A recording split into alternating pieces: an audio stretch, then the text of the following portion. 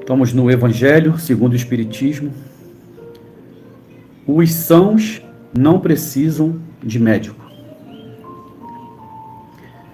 Estando Jesus à mesa na casa de Mateus, vieram muitos publicanos e pessoas de má vida, e se puseram à mesa com Jesus e seus discípulos.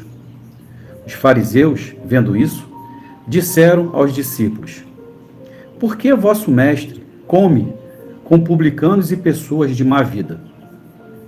Mas Jesus, ouvindo-os, disse-lhes: não são os que têm saúde que precisam de médico, mas sim os doentes.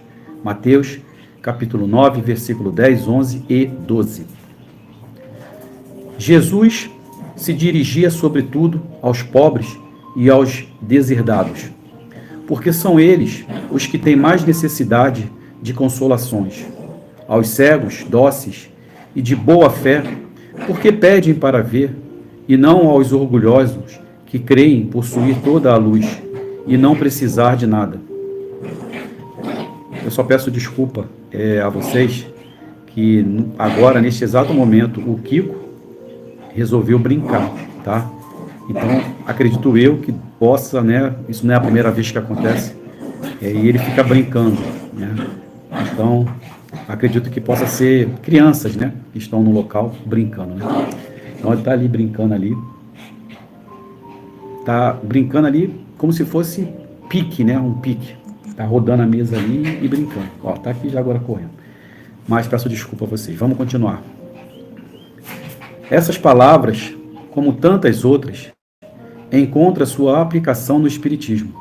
Muitas vezes se admira que a mediunidade seja concedida a pessoas indignas e capazes de fazer um mau uso dela.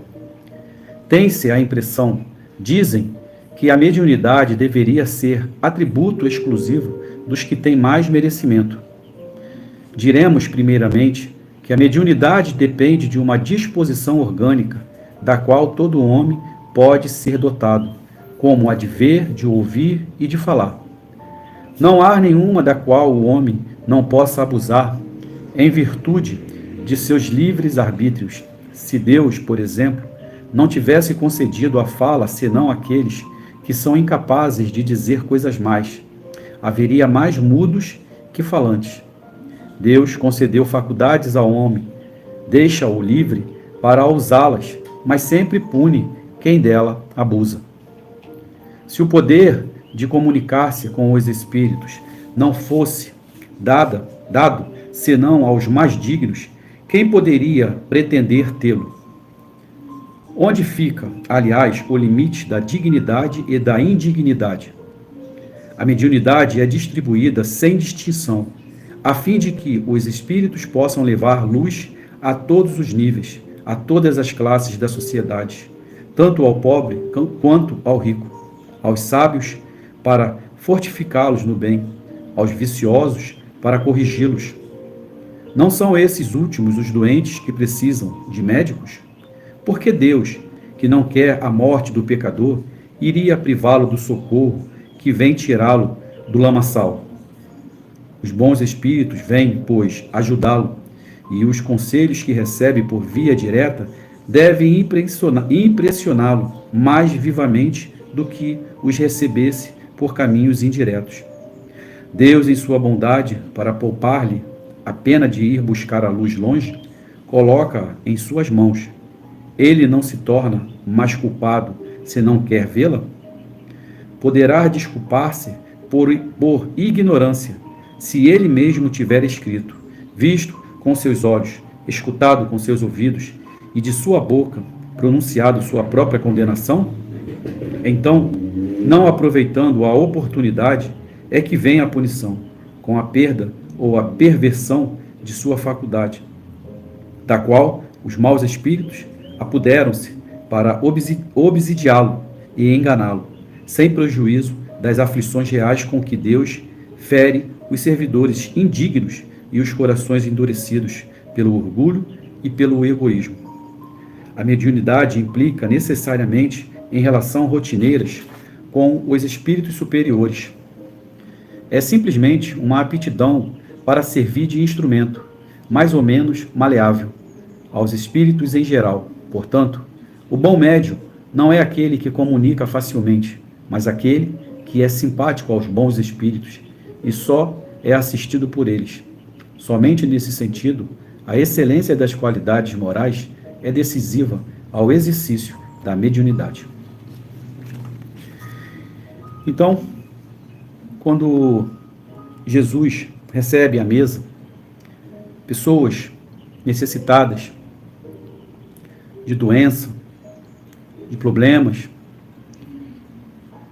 os fariseus, eles detectam isso e vão fazer a seguinte pergunta: por que vosso mestre come com publicanos e pessoas de má vida? E Jesus, ouvindo isso, dos fariseus, responde: não são os que têm saúde que precisam de médico, mas sim os doentes. E é o que nós enxergamos. Nós devemos enxergar com os olhos, não com esses olhos que a terra há de comer, mas sim com os olhos do coração.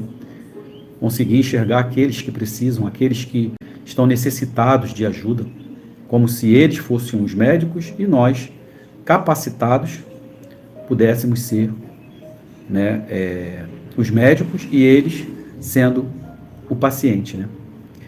Então, quando Jesus ele pronuncia essa frase, que não são os sãs, as pessoas boas, sem problemas, sem nenhum tipo de doença, que precisam de médico. Quem precisa realmente são aqueles que estão necessitados. E Jesus, no caso aqui, ele se dirigia sobretudo aos pobres e aos deserdados. Então Jesus estava sempre à procura dos pobres e dos deserdados, porque Jesus sabia da necessidade de cada um deles. Jesus sabia da sede que eles tinham. Então Jesus procurava a cada um, para que pudesse consolar os vossos corações, aos cegos, aqueles que eram os paralíticos, até mesmo aqueles que não tinham a verdadeira fé, os orgulhosos, que precisavam ver aquilo acontecer, aquele homem de pouca fé, que precisava ver Jesus curando, porque não era Jesus que curava, era a fé da pessoa que curava.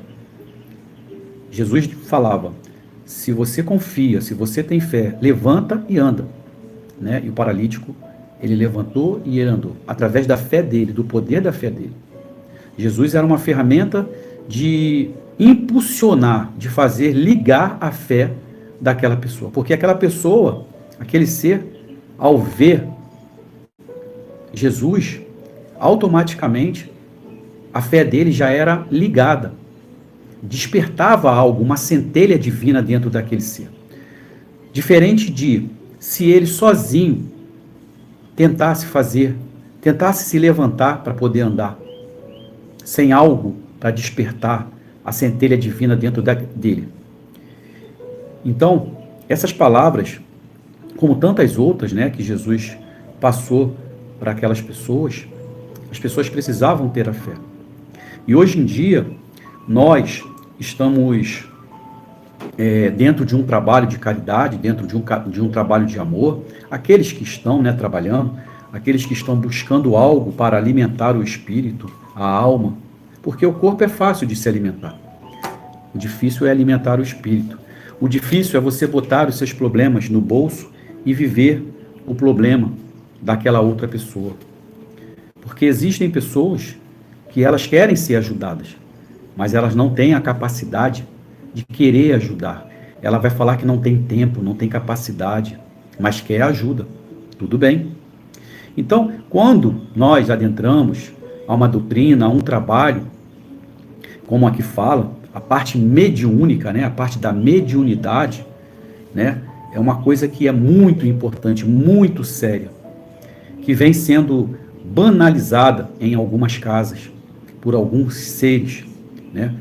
Quando eu digo banalizada, pessoas que se dizem médios, Vou dar um exemplo, o médium de psicografia, que quer psicografar, que quer aparecer, que quer ter a fama, que quer ter os holofotes. Então, assim, ele pode estar enganando um outro ser, mas ele não está enganando a espiritualidade, ele não está enganando a Deus. E quando ele faz, não só a mediunidade através da psicografia, gente, eu estou falando a mediunidade através da incorporação, da psicofonia, da claravidência. Então, são várias mediunidades que nós carregamos, uns mais, outros menos, mas todos são médios. Todos são médios. Uns são médios que conseguem ver, outros conseguem sentir um cheiro, conseguem ficar arrepiado ao adentrar a um determinado local. São médios de psicografia, de psicofonia.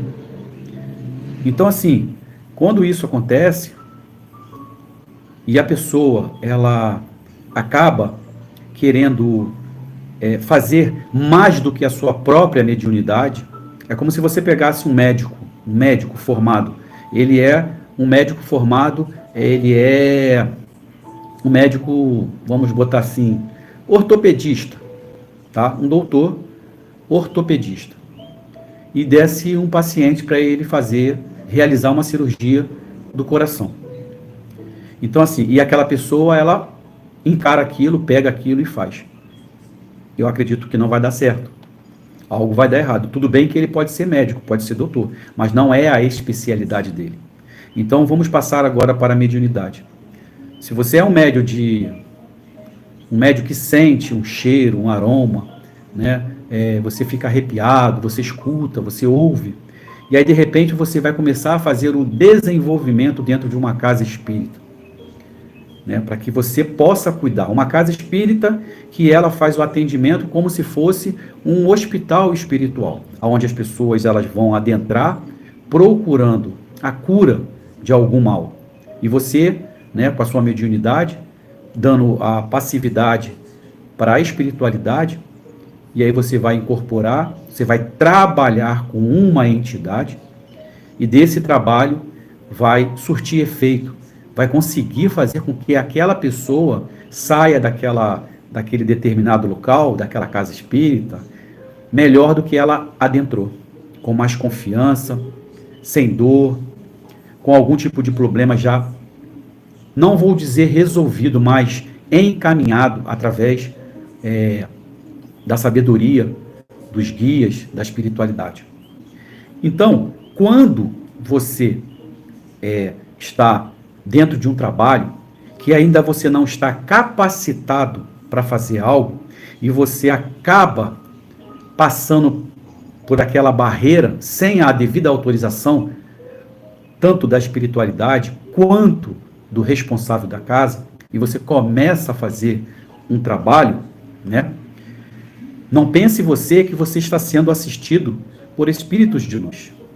Você está abrindo uma porta, um precedente para espíritos, né, das trevas, para lá de fora conseguir mexer com o seu ego, com o seu ser superior que você acha que você é, né? Então, é muito importante ter o devido cuidado com esse tipo de situação. Aqui fala, né?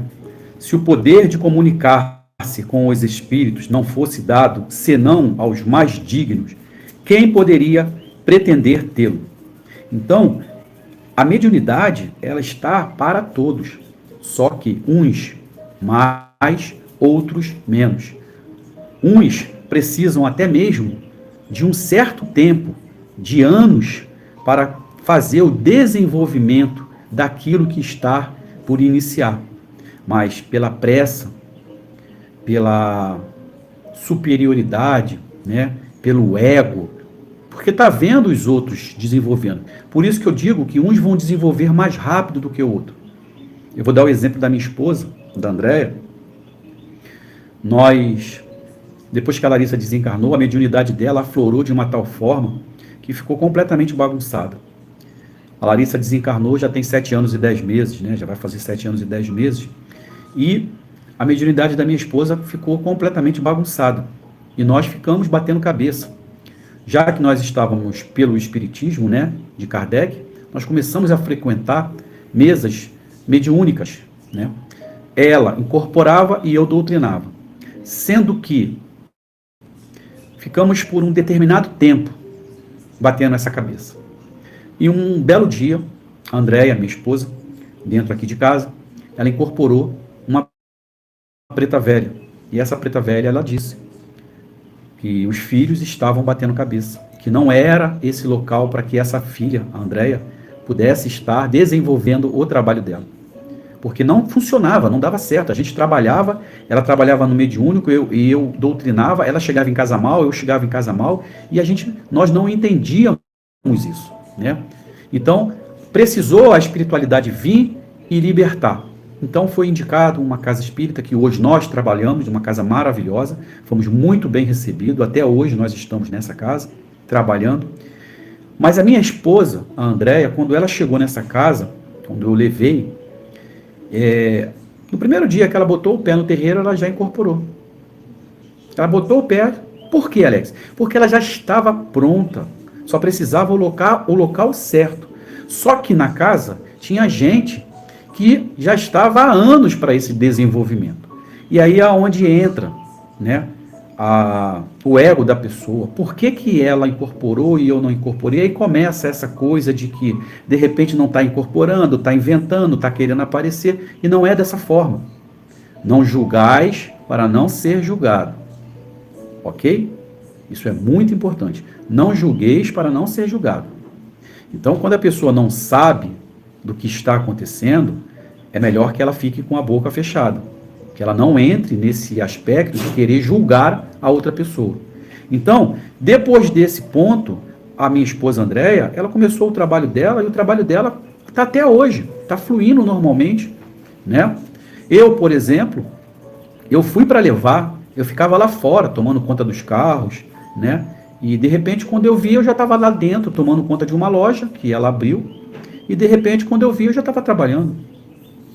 Então, gente, é uma coisa muito, muito, muito, muito importante que deve ser vigiada, mas muito bem vigiada.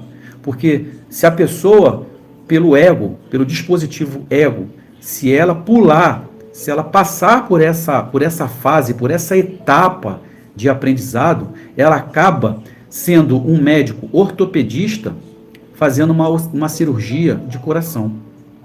E aí o atendimento, quando você recebe, né, uma pessoa, como disse aqui Jesus, que os bons, eles não precisam de médico. Quem está bom, quem está sã, quem está com a sua saúde perfeita, ele não vai buscar o médico, ele não vai buscar. Então, quem está bom, quem está com a sua parte espiritual perfeita, ele não vai buscar um terreiro de umbanda, ele não vai buscar uma casa espírita, ele não vai buscar ajuda. Ele vai curtir a vida dele até algo acontecer para que ele possa buscar essa ajuda. Então, quando uma pessoa adentra a uma casa espírita, é porque ela está necessitada. De repente, pode ser a última porta a ser batida, a última porta a ser pedido a ajuda. E se ali houver um médico ortopedista fazendo uma cirurgia de coração, essa pessoa, ela pode sair dali e não voltar mais. Ela pode queimar a casa gratuitamente, 0800. Ela pode falar mal da casa. Ela pode falar mal do médico, né, que atendeu, o médico ortopedista que foi fazer uma cirurgia de coração. Você está me entendendo? Ela pode, até mesmo, como foi a última porta, né, a ser vista, né? Delei, uma boa noite, Delei. Um grande abraço para você, meu irmão. Você está em falta lá na psicografia, hein, Delei? Então, Delei, cuidado com esses remédios aí que você está tomando, hein? Então, voltando aqui ao nosso raciocínio, então pode ser a última porta para aquela pessoa. Aquela pessoa foi buscar ajuda, ela foi fazer uma cirurgia do coração e caiu na mão de um ortopedista. E o ortopedista deu prosseguimento. Fez tudo errado. E aí o que acontece? Aquela pessoa vai sair dali, ela pode tirar a própria vida dela. Olha a responsabilidade que toda a casa leva, que aquela pessoa que fez o atendimento leva. Por um descuido, por pela soberba, pelo ego, porque ele não esperou o tempo certo, né? Por isso que há um desenvolvimento dentro das casas, né? Porque geralmente as pessoas quando adentram, eu vi isso numa casa espírita, que as pessoas elas já queriam estar sentadas fazendo a parte mediúnica. Não, eu não quero a teoria, eu quero ir para a prática. Eu não quero ficar lendo sobre o livro dos médios, como é que funciona, como é que é a parte de incorporação. Não, eu não quero saber disso. Isso aí eu não quero, isso aí eu já sei. Eu quero ir direto incorporar. Eu não quero nem doutrinar, porque eu não quero conversar com o espírito, eu quero ser o cara que incorpora. E aí o que ele fazia? Se dizia que já estava bem, que era isso, que era aquilo, e sentava para incorporar. E só recebia lapada. Por quê? Porque ele abriu uma porta, ele abriu um precedente para espírito das trevas. E aí ele, pensando que é brincadeira, acaba saindo dali e levando isso para dentro da casa dele, para dentro da vida dele. Então, gente, a responsabilidade de ser esse médium na vida das pessoas que buscam é muito importante. Que possamos, né, como Jesus, atender sim, aqueles necessitados, aqueles que buscam o auxílio. Quando não estiver na sua ossada, quando você não tiver o tamanho, o gabarito para fazer um atendimento, seja humilde, leve ao conhecimento daquele que sabe realmente, né? Porque nem todo mundo sabe tudo. Porque se nós soubéssemos de tudo, se nós fôssemos o bam, nós não estaríamos aqui. Nós estaríamos em outra esfera espiritual. Se nós estamos aqui, é porque nós somos espíritos inferiores. Nós somos espíritos inferiores. Então, que possamos ter o entendimento de que a mediunidade, o atendimento, a ajuda àqueles que precisam, como Jesus fazia, ajudava, é muito importante, mas é um cargo de responsabilidade muito grande. Não queira dar um passo maior do que a sua perna. E ouça os dirigentes, ouça os responsáveis da casa. Faça aquilo que está sendo pedido. Porque geralmente as pessoas, foi aquilo que eu falei, elas não querem passar pelas fases chatas, rotineiras. Elas querem ir direto logo e acaba que elas ficam igual um interruptor. Eu vou dar o exemplo da incorporação. É como se ela ficasse incorporando, desincorporando, incorporando, desincorporando. É como se você ficasse acendendo e apagando a luz, acendendo e apagando a luz. Se você ficar acendendo e apagando a luz, experimenta ficar acendendo e apagando a luz no interruptor. Vai dar problema na lâmpada, você vai acabar queimando a lâmpada, não vai? Então, se você ficar incorporando, desincorporando, incorporando, desincorporando, isso pode dar um problema no corpo físico. Porque é uma energia muito forte. Muito forte. E não é brincadeira.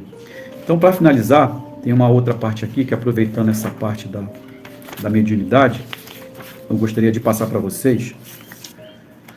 Mediunidade gratuita. Eu vou ler rapidinho aqui, tá? Já estamos com 33 minutos.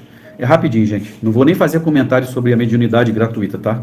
Os médiuns modernos, pois os apóstolos também tinham uma mediunidade, também receberam de Deus um dom gratuito, o de serem os intérpretes dos espíritos para a instrução dos homens, para mostrar-lhes a estrada do bem e conduzi-los à fé, e não para vender-lhes palavras que não lhes pertencem, porque não são produto de sua concepção, nem de suas pesquisas, nem de seu trabalho individual. Deus quer que a luz alcance todos, não quer que o mais pobre fique deserdado dela, e possa dizer, não tenho fé porque não a pude pagar. Não tive a consolação de receber os encorajamentos e os testemunhos de afeto daqueles que choram, porque sou pobre. Eis porque a mediunidade não é um privilégio, e se encontra em toda a parte. Portanto, cobrar por ela seria desviá-la de sua finalidade providencial. Todo aquele que conhece as condições nas quais os bons espíritos se comunicam e a repulsa deles por tudo o que é de interesse egoísta e que sabe quão pouco é preciso para afastá-los, esse nunca poderá admitir que espíritos superiores estejam à disposição do primeiro que os convoque, a tanto por sessão. Os simples, bom senso, rejeita tal pensamento. Também não seria uma profanação evocar por dinheiro os seres que respeitamos, os que não são caros? Mas, sem dúvida, também é possível haver manifestações desse tipo. No entanto, quem poderia garantir sua sinceridade? Os espíritos levianos, mentirosos, travessos e toda a multidão de espíritos inferiores, muito pouco escrupulosos, sempre vêm e sempre estão prontos a responder ao que lhes pede, sem preocupação com a verdade. Aquele, pois, que quer comunicações sérias, deve primeiro pedi-las com seriedade e depois instruir-se sobre a natureza das simpatias do médium com os seres do mundo espiritual. Ora, a primeira condição para se obter a benevolência dos bons espíritos é a humildade, o devotamento, a abnegação, o mais absoluto desinteresse moral e material. Ao lado da questão moral, apresenta-se uma consideração afetiva, não menos importante, que se atém à própria natureza dessa faculdade. A mediunidade séria não pode ser e nunca será uma profissão, não apenas porque seria desacreditada moralmente e logo assimilada aos ledores da sorte, mas porque um obstáculo material se opõe a isso. A mediunidade é uma faculdade essencialmente instável, fugídia e variável. Ninguém pode contar com sua permanência. Portanto, para o explorador, seria um recurso totalmente incerto, que pode lhe faltar no momento em que mais lhe seria necessário. Coisa diferente é um talento adquirido através do estudo e do trabalho, e que, por isso mesmo, é uma propriedade da qual naturalmente se permite tirar proveito. Mas a mediunidade não é uma arte nem um talento, e por isso não pode tornar-se uma profissão. Só existe pelo concurso dos espíritos. Se faltarem esses espíritos, não há mais mediunidade. A aptidão pode substituir, mas seu exercício fica anulado. Além disso, não há um só médium no mundo que possa garantir a obtenção de um fenômeno espírita num momento determinado. Portanto, explorar a mediunidade é dispor de algo sobre o qual não se é real dono. Afirmar o contrário é enganar quem paga. E mais, não é nem de si mesmo que se dispõe, é dos espíritos, das almas dos mortos, em cujo concurso se põe um preço. Esse pensamento repugna instintivamente. É esse tráfico degenerado pelo abuso explorado pelo charlatanismo, pela ignorância, pela credulidade e pela superstição que motivou a proibição de Moisés. O espiritismo moderno, compreendendo o lado sério da coisa, devido ao descrédito que se lança sobre essa exploração, elevou a mediunidade à categoria de missão. A mediunidade é uma coisa santa que deve ser praticada de forma santa, religiosamente. E se há um tipo de mediunidade que requer essa condição de uma maneira ainda mais absoluta, esse é o da mediunidade curadora. Eu vou repetir. E se há um tipo de mediunidade que requer essa condição de uma maneira ainda mais absoluta, esse é o da mediunidade curadora. O médico dá o fruto de seus estudos, que muitas vezes fez a custo de sacrifícios penosos. O magnetizador dá o seu próprio fluido, frequentemente sua própria saúde. Eles podem pôr seu preço. O médium curador transmite o fluido salutar dos bons espíritos. Não tem o direito de vendê-lo. Jesus e os apóstolos, embora pobres, não cobravam as curas que operavam. Portanto, aquele que não tem do que viver, procure recursos alhures e não na mediunidade, que consagre a ela, se preciso for, apenas o tempo do qual pode dispor materialmente.